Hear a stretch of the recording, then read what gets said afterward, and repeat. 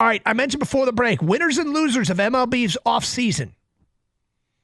So still some moves to be made from the big spenders who own the headlines this season to teams that sat back and watched. There's some obvious picks among our choices for winners and losers. The winners of the offseason. Number 1, the LA Dodgers. Number 2, the New York Mets. And number 3, that's right, your Detroit Tigers. Listed on ESPN.com as one of 3 teams that are the winners of the offseason. And we'll get to the reasons why in a moment. The losers, the San Diego Padres, the St. Louis Cardinals, and the Atlanta Braves. Here's what they write about Detroit.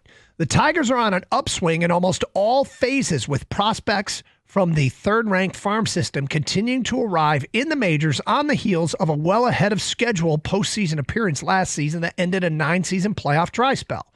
Detroit played the market well this winter, landing Gleyber Torres and re-signing Jack Flaherty for below pre-offseason expectations while losing no one to a true free agent deal. The Tigers also added Alex Cobb to the rotation and Tommy Kahnle to the bullpen. There are now a number of promising young players, many recently graduated from the farm system, filling most of the other spots on the roster behind the cornerstones of Tarek Skubal and Riley Green. Detroit's rebuild is looking as if it will be a model for others to follow. High praise indeed. Gator, what do you make of this? I'm a little surprised. I was trying to think would they fall into which category they fall into, because I know some people would have them in the other category. But I also think it's a little too early to do it just yet, because some names still haven't been moved around. We don't know if they're going to get Bregman. We don't know if St. Louis is going to be able to trade Arenado, and I'm sure that's one of the reasons why they might be on the other list. But I do think the Tigers have improved themselves. That's for sure. I didn't realize have they improved themselves that much over the other teams in the league. Obviously, the Dodgers have done what they've done, which is insane. Mm-hmm. I don't know. I would have thought some other teams might be on that list, but like to hear it. I think it makes sense. Adding Flaherty and Cobb to the rotation makes it a better rotation, and for a team that really relied on a bullpen for the last month and a half of the season, when they went, 29-12 for the final stretch there, they were more than half of those games were bullpen games. So now they've actually bolstered the rotation. That's good.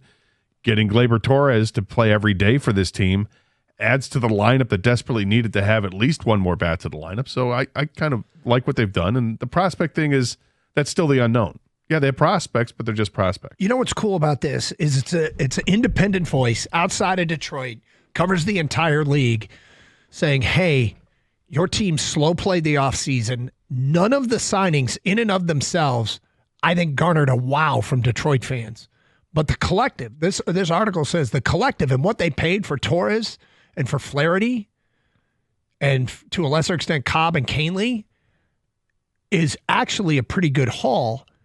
And it sounds like they're getting a ton of credit for having drafted as well as they did. And oddly, a lot of that credit goes to Al Avila. Mm-hmm. But, we're that team now that is starting to get attention. And I guess if you just look at this from the outside, I don't get the sense that a whole ton of Detroiters share the enthusiasm. Like, they're excited, but there was no wow signings. Well, I think not yet. They're not excited about it yet. I think that once you start to see a couple weeks into spring trading, and the Bregman thing withstanding, it's remembering that they got Kahnle and how good he can be for this team. Right. Seeing that once you actually see in spring training games, okay, wait a minute, they actually do have a rotation. And there aren't really holes in that rotation. Okay, that's solid. And we want to see the difference of what that everyday lineup looks like. If Torkelson's out of it, what does it look like that now you've got Colt Keith at first base? Is he taking a big step forward this year offensively? And Gleyber Torres, bringing in a veteran bat that knows how to play, and he's not that old, so you kind of like it.